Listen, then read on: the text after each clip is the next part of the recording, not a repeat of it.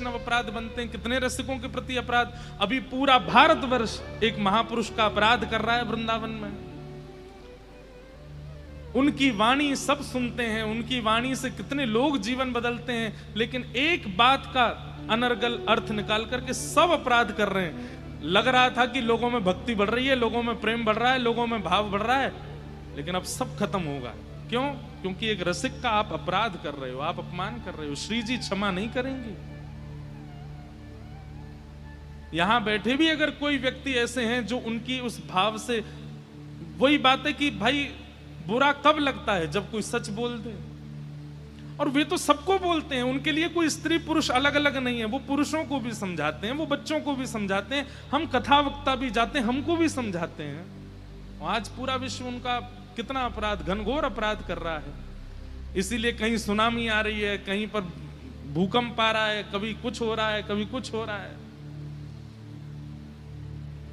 हमारी प्रार्थना है ऐसा मत कीजिए आप लोग। जिनकी वाणी सुनकर के कभी कृष्ण प्रिय लगे हैं, वृंदावन प्रिय लगा है, कम से कम उनका इतना तो सम्मान कीजिए कि वो क्या कहते हैं, किस भाव को प्रस्तुत करते हैं। आप ठाकुर जी को क्रोध क्यों दिला रहे हो?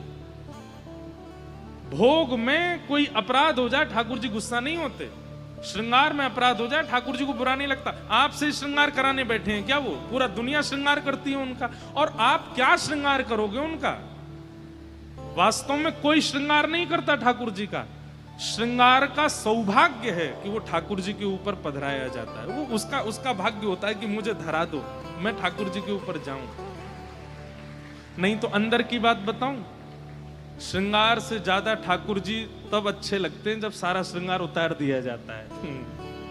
आज हरि देखे रंगम नंगा, मोतिन माल गले और साजे, छवि के उठत तरंगा। आज हरि देखे। वास्तव में तो श्रृंगार जब बहुत बड़ा बड़ा श्रृंगार होता है ना ठाकुर जी का, तो वो तो श्रृंगार का सौभाग्य है कि आज ठाकुर जी ने उस पर कृपा करी। आजा चल तू भी बैठ ले, तेरे भी भाग्य बढ़ा दूं मैं।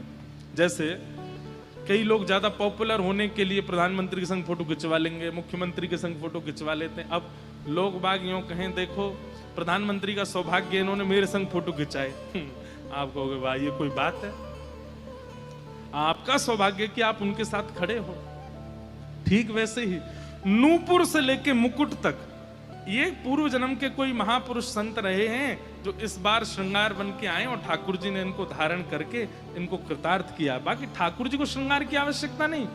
रोटी सब्जी दाल चावल जो आप बना करके 56 भोग पधराते हो, उससे ठाकुर जी का पेट नहीं भरता, बल्कि वो अन्न सामग्री कोई पूर्व जन्म के ऋषि हैं जो तप करके इस बार अन्न बने हैं और पक करके ठाकुर जी की थाली में पहुंचे हैं। ठाकुर जी हमको स्वीकार कर लें। ठाकुर जी को आवश्यकता, इनसे ठाकुर जी को बुरा नहीं लगता है कि आपने भोग अच्छे से नहीं लगाया, श्रृंगार अच्छे से नहीं किया, आरती नहीं करी, दीपक नहीं जलाया। इन सब से कभी ठाकुर जी नाराज नहीं होते। ठाकुर जी को दुखी करने का एक ही कारण है और वो है भक्त अपराध, वैष्णव अपराध।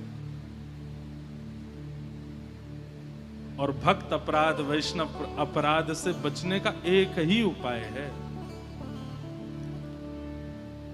जब जब कोई आपके सामने रसिक आ जाए, चाहे परिचित है चाहे अपरिचित है, पर उसकी वेशभूषा से पता चल जाए कि रसिक है, तुरंत सिर झुका के क्षमा मांगो। और कम से कम प्रत्येक दिन 10 से लेकर के 100 वैष्णवों तक से जितना ज्यादा हो सके सबको प्रणाम करो और क्षमा मांगो कि हमें क्षमा कर देना, हमसे अपराध हो गया। आप कहोगे, पूछेंगे कब हुआ अपराध? बोले हुआ तो कुछ नहीं है, लेकिन महाराज जी बोल गए इसलिए मांग रहे हैं हम। ऐसा मत करना, अपराध सबसे होता है, इसलिए सबसे क्षमा मांगो, हमें क्षमा कर दीजिए, हमें क्षमा कर दीजिए। जितने रसिकों से वैष्णवों से आप क्षमा याचना कर लेंगे उतनी जल्दी अपराध मुक्त होंगे, ठाकुर जी उतने प्रसन्न रहेंगे। बस उनके रसिकन को खुश रखो। तो आप जो ये कह रहे हैं कि क्या संत और गुरु कृपा भगवत दर्शन के लिए जरूरी है, ये प्रश्न नहीं है, ये उत्तर है। ठाकुर जी को धराधाम पर आने के लिए कोई आवश्यकता नहीं है।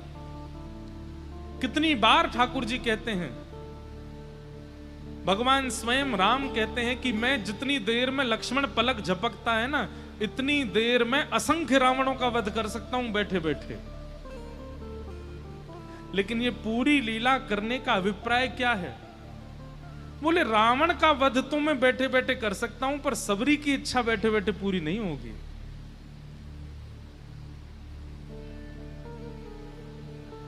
रावण कुंभकर्ण का वध तो बैठे बैठे हो सकता है, पर विभीषण पर अनुग्रह बैठे बैठे नहीं होगा। राक्षसों का वध बैठे बैठे हो सकता है, पर हनुमान पर कृपा बैठे बैठे नहीं होगी। उसके लिए तो आना पड़ेगा। हिरण्यकश्यप को मैं बैठे बैठे मार सकता हूं, लेकिन प्रहलाद पर कृपा करने के लिए तो मुझे जाना पड़ेगा। ठाकुर जी परम सत्य हैं, लेकिन वो कभी कच्छप बन के आते हैं, कभी वराह बन के आते हैं, कभी नृसिंह बन के आते हैं, राम बन के आते हैं, परशुराम बन के आते हैं, कृष्ण बन करके आते हैं। जरूरत नहीं है ठाकुर जी को। उस काल में कोई हरिप्रिय हुआ है जिसके लिए ठाकुर जी आए हैं। और जिस दिन इस कलयुग में एक हरिप्रिय आएगा तो कल की भी आएंगे। बस ठाकुर जी प्रतीक्षा कर रहे हैं कोई हरिप्रिय आवे तो। अभी तक ठाकुर जी नहीं आए हैं, इसका मतलब हरिप्रिय कोई आया नहीं है इस धरती पर। ठाकुर जी को प्रिय लगने वाला किसी ने ठाकुर जी को पुकारा नहीं है।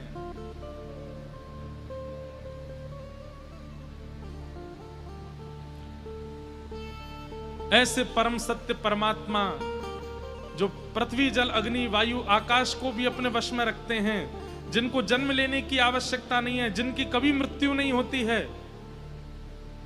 वो परम सत्य हैं। लेकिन एक किसी परम वैष्णव की इच्छा की पूर्ति के लिए अवतार धारण करके आते हैं, अनुग्रह करते हैं, कृपा करते हैं। ऐसे परम सत्य परमात्मा को हम प्रणाम करते हैं। सत्यम परम धीमहि।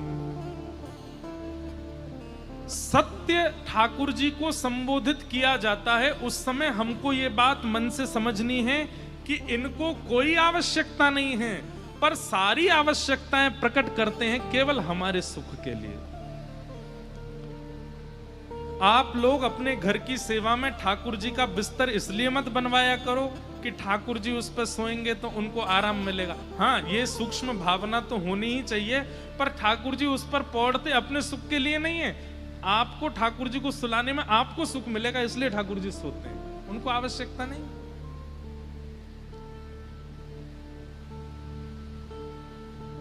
आपके सुख के लिए ठाकुर जी सब लीला करते हैं, उनको आवश्यकता नहीं। ऐसे परम सत्य को हम बारंबार प्रणाम करते हैं।